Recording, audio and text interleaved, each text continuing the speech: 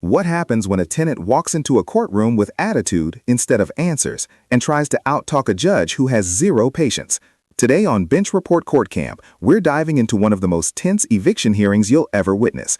We've got a landlord over $4,000, a tenant who mailed in her rental assistance form in hopes that's enough, and a judge who is about to make it very clear, his courtroom, his rules. Stick around, because this one goes from zero to explosive in under 2 minutes flat.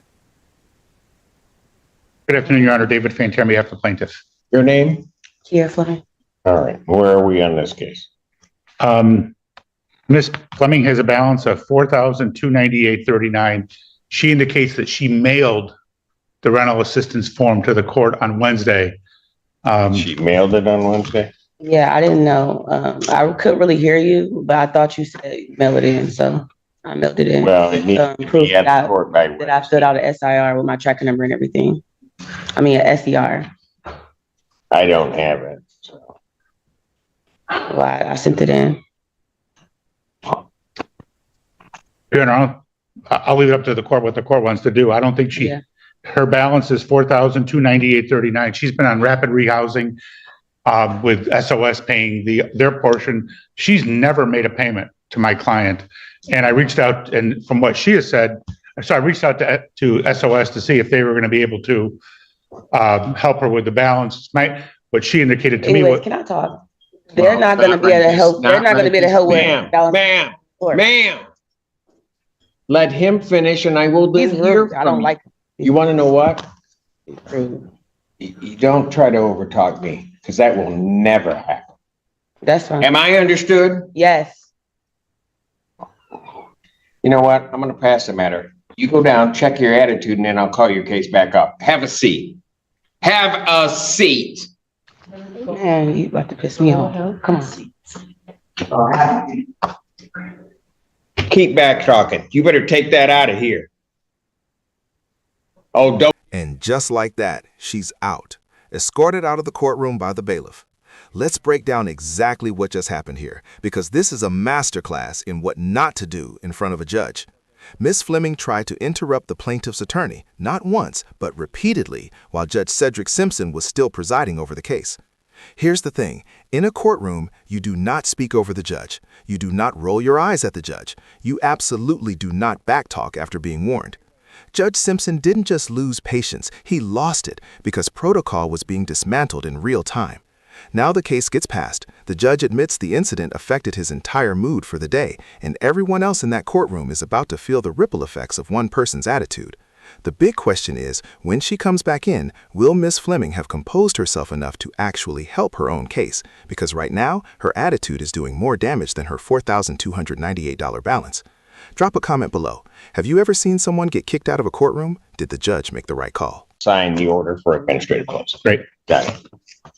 And YPF16 versus Christina Morgan. That matter is dismissed on plaintiff's motion without.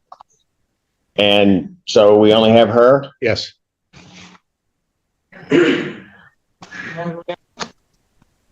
Do I want you to go get it? Not really, but I don't want to hold up Mr. Pantera. Tell her she can come back in now.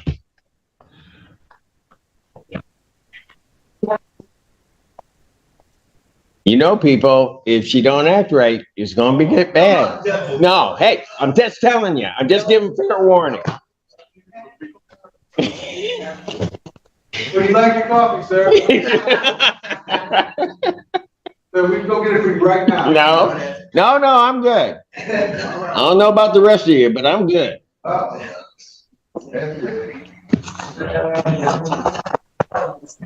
We respect you, sir.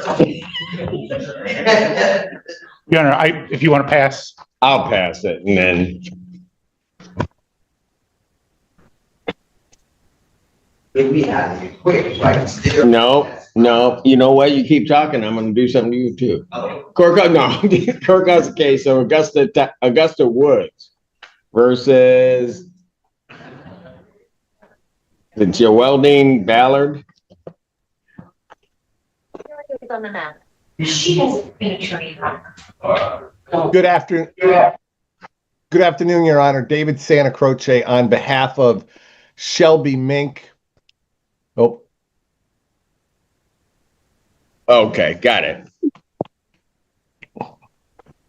Is she in the premises or She, her, YPF16 LLC versus Kier Fleming? Parties have returned. Mr. Ventura, you were in the middle of your statement, sir. Yes, her current balance is $4,123.39. Court costs of $175 for a total of $4298.39. She's been on rapid rehousing where SOS has been paying her portion and she's supposed to pay the rest. She has never made a payment. I reached out to SOS. They tried to reach out to her. And it's my understanding that the rapid rehousing ends at the end of July. So in August, she's going to be responsible for the whole thing herself. She hasn't filed a rental assistance form. I don't think there's a tribal issue of fact. We would ask the court for a judgment. All right, ma'am, what did you wish to say? Anyway, like I was saying, SOS was paying my rent for 3 months without me having to pay anything. Like I told Miss Terry through SOS that I ended up losing my job. And I wasn't able to pay nothing at the moment. And I'm just now getting a job and I wasn't able to pay nothing until today. But yeah, and I sent in my SER through the mail. I didn't know I had to come and actually bring it in. I don't have a car. So anytime I go anywhere, I have to get on a bus with my children. So I don't know if you're able to, if they bring the mail to y'all, but I definitely sent the SER to this courtroom with the judge, with your name on it, Cedric Simpson.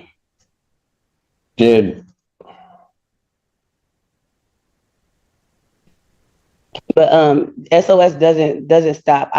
She said that I already filled the paperwork out yesterday when she came. They pay August, but after August, I won't be getting no more help from SOS. But I reached out to Hawk.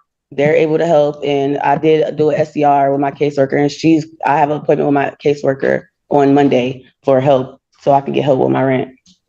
And I'm able to pay altogether $900 today, but that's all I can afford.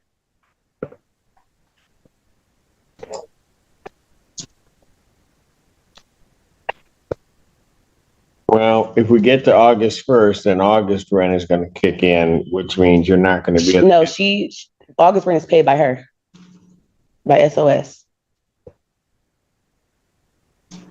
I'm going to let you finish because I'm not going to be interrupted again. I'm sorry. So what else did you want to say? That's all I had to say. That's what I said. It was already paid.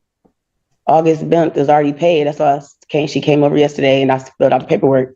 So August month to be paid. After August, September, I won't be getting no help after August, is what I'm telling you.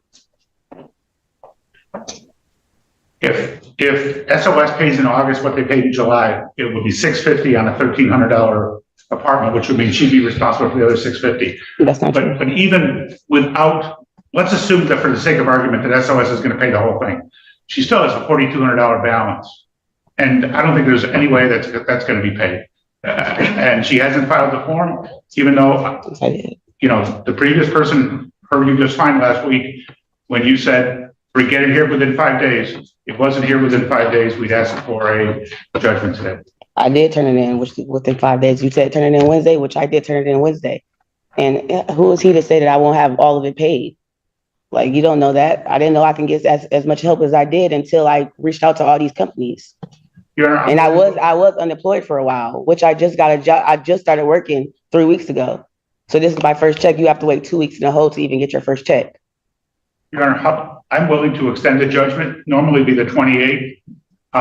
If we were to extend the judgment to August 4th.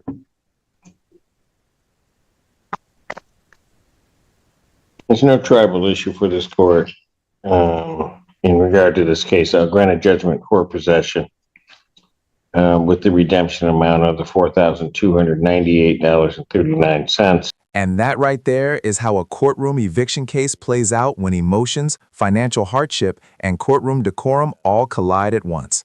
Let's bring it all together. Ms. Kier Fleming was behind $4,298.39 in rent, money owed to YPF16 LLC. She was enrolled in a rapid rehousing program through SOS, which covered her portion of the rent, but she personally never made a single payment to the landlord. When the case came before Judge Cedric Simpson, she made the costly mistake of interrupting the attorney and talking back to the bench, which earned her a swift removal from the courtroom.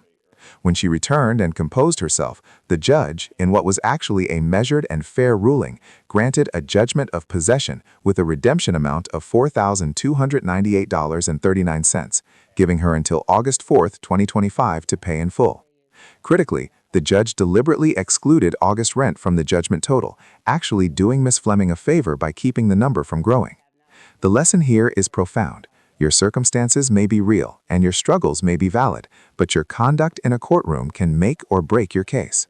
Ms. Fleming had genuine hardships, job loss, no transportation, children to care for, but her attitude nearly cost her any goodwill the judge might have extended.